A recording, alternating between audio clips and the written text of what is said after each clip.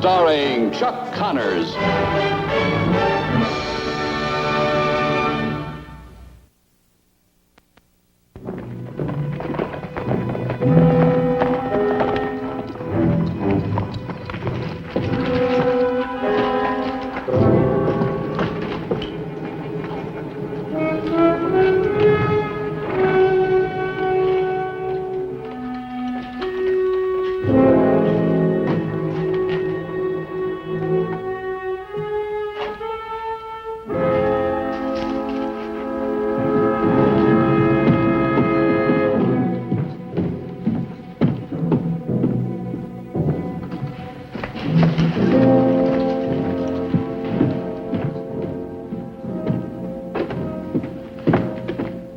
Give me a box of shells, 44 caliber. Well, now, Mr. Halligan, just who do you figure on shooting?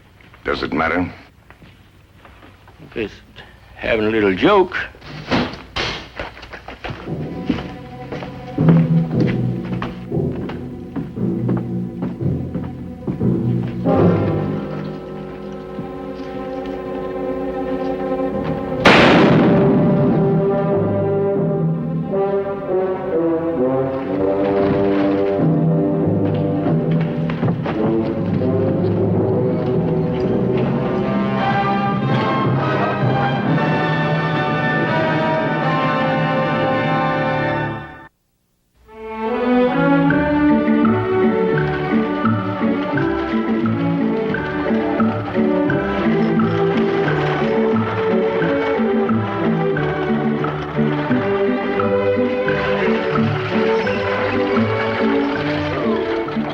Jumping catfish. I've never seen anything like that before.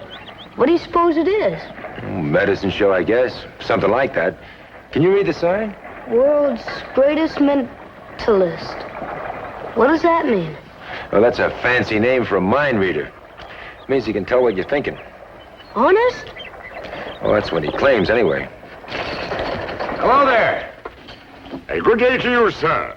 And more of the same to the young lad. Hi. Would you be so kind as to grant an indulgence to a wayfarer? If you can tell us just how we can help. A lodestar is what I need at the moment. A beacon, a guidepost. Or have I set me foot upon the high road to nowhere? Well, that depends on where you're headed, sir. A place in the wilderness called North Fork. Are you gonna put on a show in North Fork, mister? That is me fancy. An unforgettable performance. Admission 50 cents, a quarter to Sprouts. Can you really tell what people are thinking? The thoughts hidden in men's minds are not secrets to me. You, young man, at this moment are thinking how you may extract a quarter from your pater to buy a ticket for the performance. He's got a funny way of talking, if you ask me. Follow me, sir. Lead on.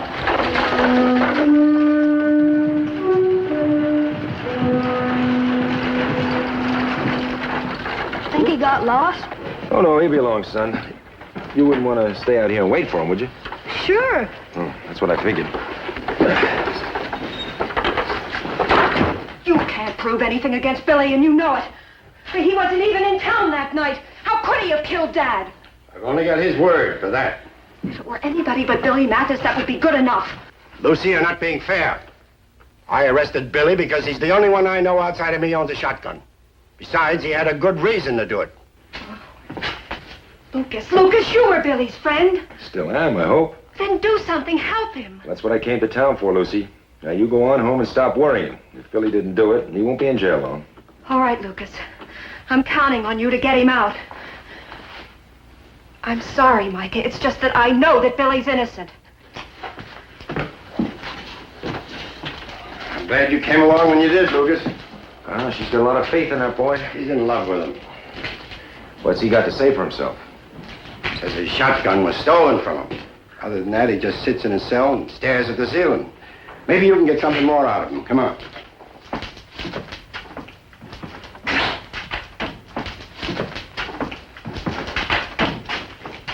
Got some more company, boy. How are you, Billy? Expect an answer to that? I didn't ask to hear my head roar. I got free lodging and 3 meals a day. What more can a man ask? I've heard all this before. I'll be in the office. Did you bushwhack John Halliger?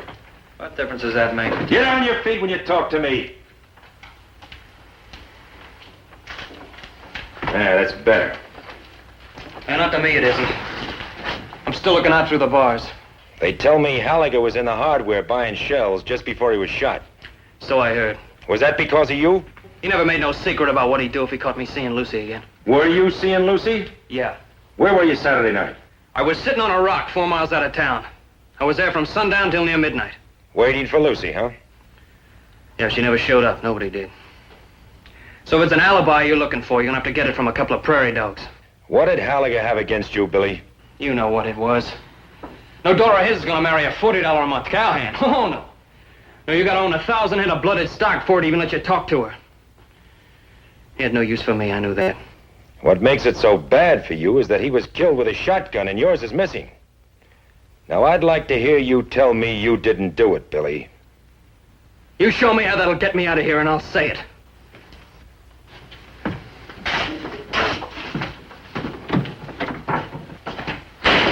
Well, did you get any place? Well, not so far. I couldn't walk back. You know, Mikey, he was always a hard-nosed kid. Now, I can see him killing John Halliger, all right. But not from ambush. And I don't think he'd use a shotgun. Hey, Paul, you just came in this minute. Who? Well, James Barrow McBride. Who do you think? Oh, good. What am I going to do, Lucas? I don't have any real proof against the kid. Maybe he didn't do it. And you're supposed to arrest a man on evidence, not motives. If I could just see into his mind. Well, say, why don't you get James Barrow McBride to do it? He's a mind reader. I'm afraid he couldn't help much, son. Well, he is a mind Mark, reader. will you isn't wait outside, please? he? Yes, sir.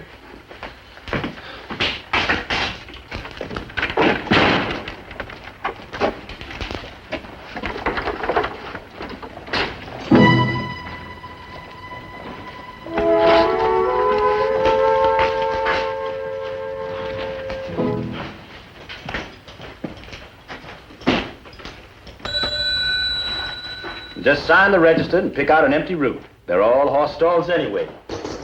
You just mind your tongue, Joe Hyatt. I take it, sir, you are not an employee of this caravanserai. He's employed to keep that chair from walking away. I don't suppose you'd be interested in a friendly little game, would you?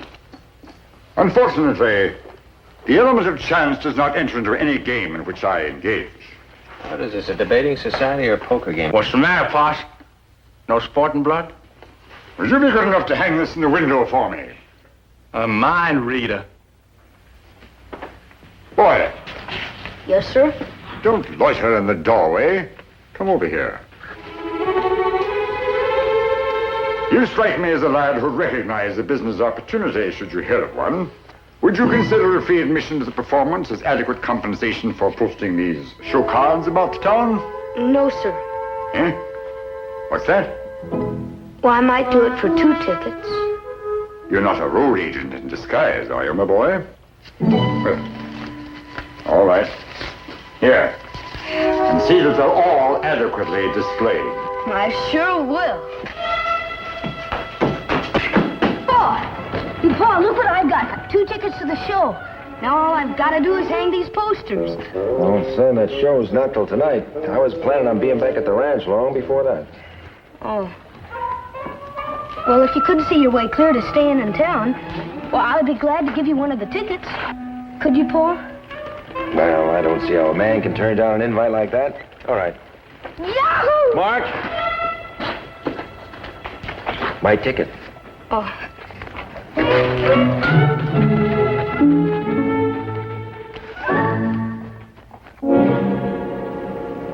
And now, ladies and gentlemen, if you have inscribed upon those tiny slips of paper the questions, the problems, the riddles of life which you have so long wished to know, I shall attempt to reveal the answers to you. Kindly fold your slips twice and deposit them in the basket which is being passed among you. Owing to the brevity of the time that I am privileged to be with you, it will be impossible for me to give you my answers to each of you privately. But have no fear, ladies and gentlemen. I shall express myself in such a manner that only the asker of the question shall know to whom I speak. Due to the natural skepticism of those among you who question the ability to read minds, I shall ask those of you who wish to acknowledge your questions to do so after I have given you the answers. Thank you, sir. And to answer the question that is uppermost in your mind, for your kind assistance, yes, you will receive your reward. In the next world. You will notice, ladies and gentlemen, that I do not read the question beforehand. I simply place it to my temple. And the mind draws in the vibration. Yes, it is coming through to me. A lady wants to know if her husband's trips to Amarillo are entirely business. The answer is yes, madam, of one kind or another.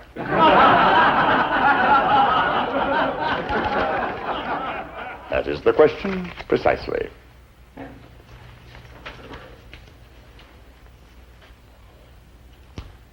Now I am asked, who has been stealing liquor from the back of my saloon? The saloon in question is the Last Chance. The only answer I can honorably give to the proprietor is this. When a man has the biggest thirst and the smallest purse in North Fork, what else can he do but steal his liquor?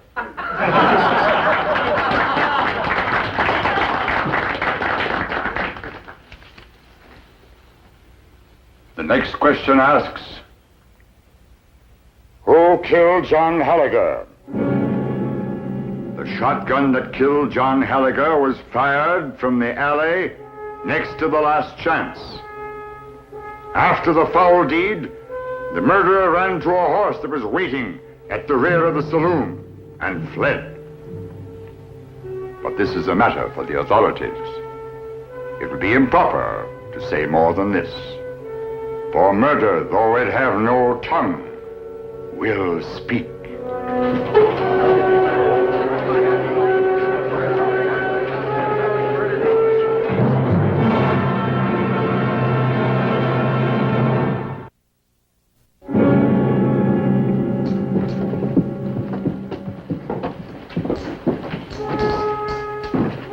Good evening, Marshal. And you, sir. I trust you enjoyed the performance. It was pretty good. We just kind of like to know where you got all that stuff. I can give no other explanation for my unique talent except that I am the seventh son of the seventh son. Whether that accounts for it, I cannot say. Wouldn't be just a trick, would it? I believe you witnessed the demonstration, Marshal. Judge for yourself. The marshal would like to know more about the Halliger murder. Gentlemen, I can add nothing to what I said during the performance. I was speaking of vibrations from someone in the audience. Abruptly, they grew weak and faded out. Are you saying the murderer was here tonight? Possibly. Yes, quite possibly. Or it may have been merely a witness to the foul deed. What did you mean by murder will speak? Merely a line I borrowed from the immortal bard. Tell me something, Mr. McBride. If you were to come face to face with a man suspected of killing Halliger, could you pick up any vibrations? I hear the science of telepathy has not yet received universal acceptance. My testimony would have no standing in a court of law. I'd cooperate in full, was I you, McBride? What do you say, McBride? Will you come over to the jail with us? Tonight? No, gentlemen, the mind is too weary. The chance of a mistake would be too great with a man's life at stake. Tomorrow morning, when I'm fresh, yes, quite possibly. I could help you then. Just make sure you'll be there. You'll come along and be a witness, won't you, Lucas? Yes, I'll be there as soon as I get Mark off to school. 9 o'clock, Mr. McBride? I shall be at your service, sir. Lucas?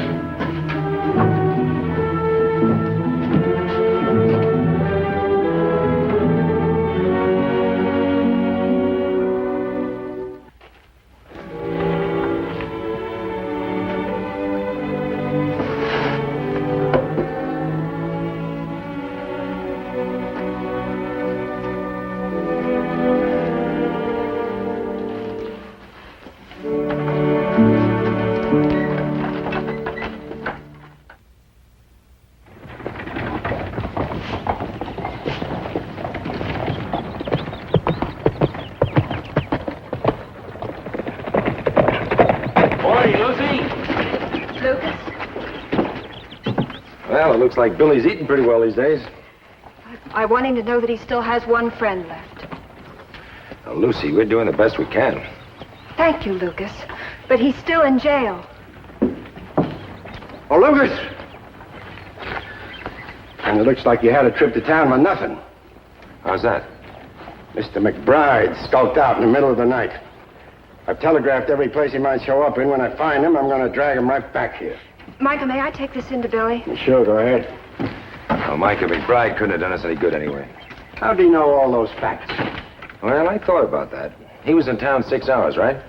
Well, you keep your eyes open and your ears cleaned out. You're bound to pick up some gossip in that time. No, that may be so, but whoever killed John Halliger ain't likely to be telling it around.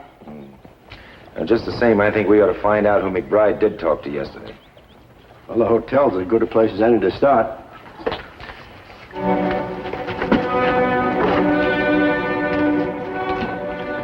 I'll be along as soon as I send Lucy home.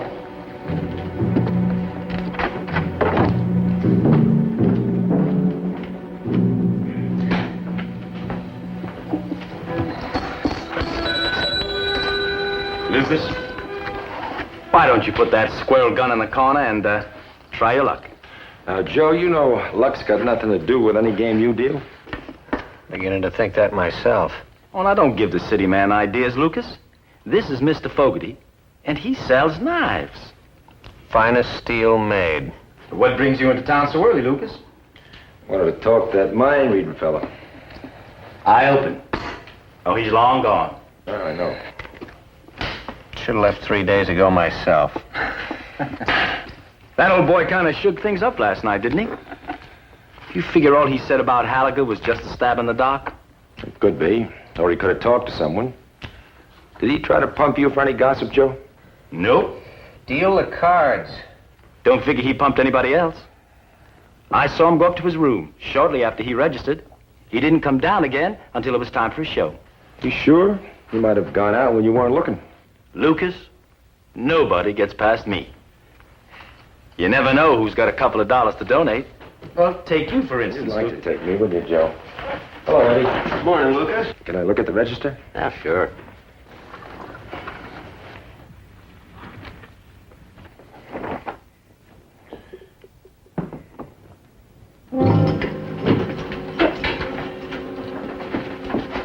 All right, Billy, you're free, but you'll never get away with it. That goes for you, too, Lucy.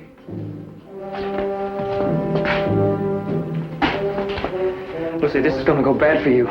Go on, Billy. Don't worry about me. Lucas McCain's horse is tied up out front. Get out of here, Billy! Billy, use your head! Billy, hold up!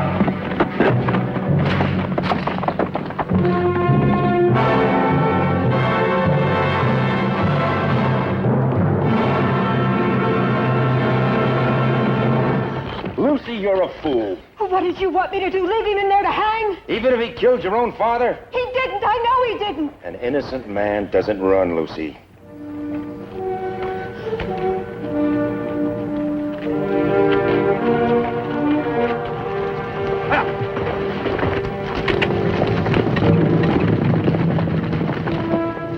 I've got $50. Says they'll bring him in slung over a sack. Oh. Pardon me. Can you spare a few minutes, Mr. Fogarty?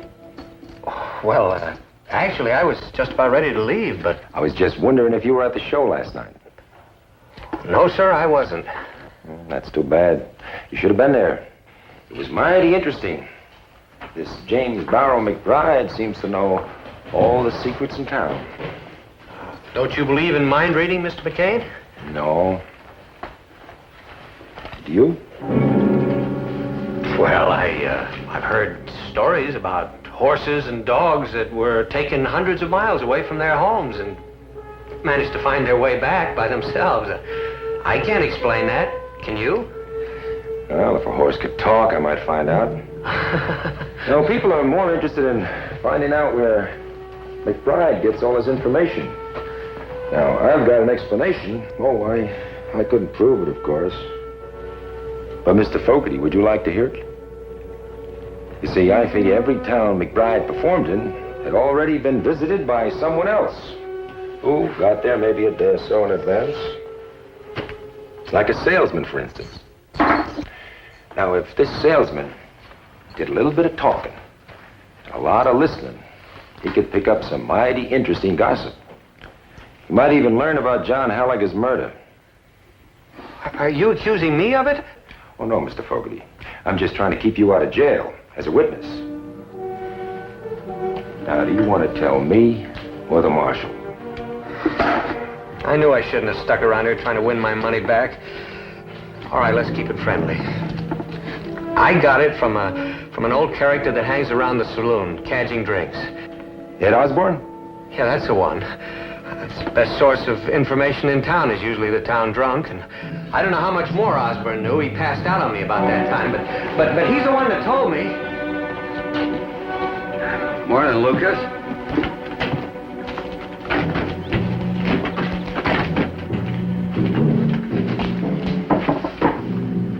Ed, I want you to tell me all you know about John Halligan's murder. What?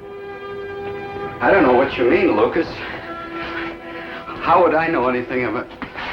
Oh, you're joking, aren't you, Lucas? You talk too much to that salesman, Ed. Did you kill Halligan? Me? That's foolish, Lucas. I never killed nobody in my whole life. You know that. And then you saw something you weren't supposed to. Were you in the alley that night? Yeah. I was there.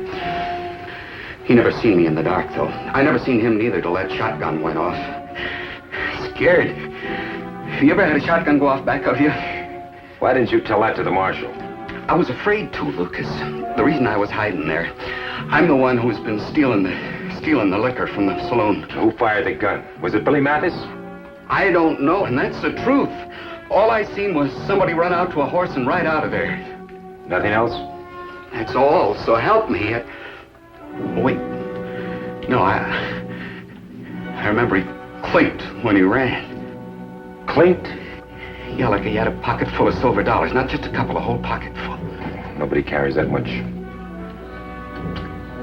Unless he just won a part in a poker game. Don't move around, Lucas. I'll kill you if you do. You were just about to come up with my name now, weren't you, Lucas? Matter of fact, I was. Why'd you do it, Joe? A little argument over some marked cards. I heard he was gunning for me. Pretty poor reason to ambush a man. Good enough reason for me. Anyway, I don't see any of the townspeople grieving for him. And you were gonna let Billy Mathis swing for it, huh? That's right. I thought that was a real good idea of mine, using his gun. He don't mean nothing to me. Neither do you. Or that slack-mouthed drunkard there. I think I better take that rifle, Lucas, and do it slow and easy.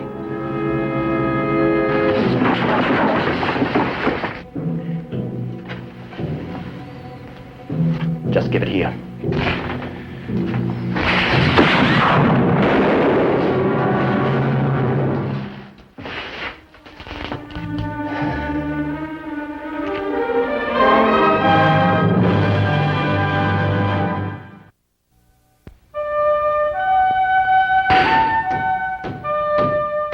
Mark, what are you hammering? I'm hanging up my poster. What poster? James Barrow McBride's. Why don't you give that to Lucy and Billy for a wedding present? Oh, I got another one for them. You know, I just might be a mind reader when I grow up. Oh, now you listen to me, boy. A man who learns to see and hear and think will beat a mind reader 6 ways to Tuesday.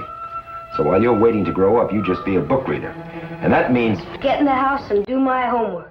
A man don't need to be a mind reader around here.